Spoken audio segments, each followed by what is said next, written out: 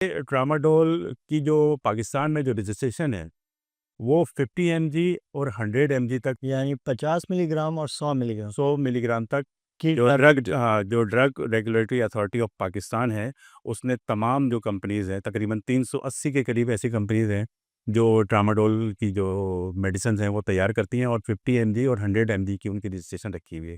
لیکن 100 mg سے اوپر پاکستان میں ان رجسٹرڈ ہے، جس کی ایک بڑی مطلب کوئی وجہ بنانے کی کسی کو بھی کسی کو بھی اجازت نہیں. یہ پاکستان میں 100 گرام.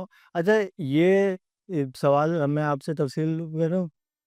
ایک تو یہ کہ ٹراماڈول ایک سینتھیٹک اوپیوائڈ ہے، یعنی یہ افیم کے پودے میں، یا جو ہیروئن جو ایک نشہ ہے جو کہ دنیا کا میرا خیال ہے سب سے خطرناک نشہ ہے، اس کے میں ہیروئن میں جو سبسٹینس ہوتے ہیں جو استعمال، وہ سینتھیٹک طریقے سے، یعنی کیمیکل لیبارٹریز کے ذریعے، وہ کیمیکل کے ذریعے یہ بنائی جاتی ہے. تو یہ ہائیلی ایڈکٹیو ایک سبسٹینس ہے.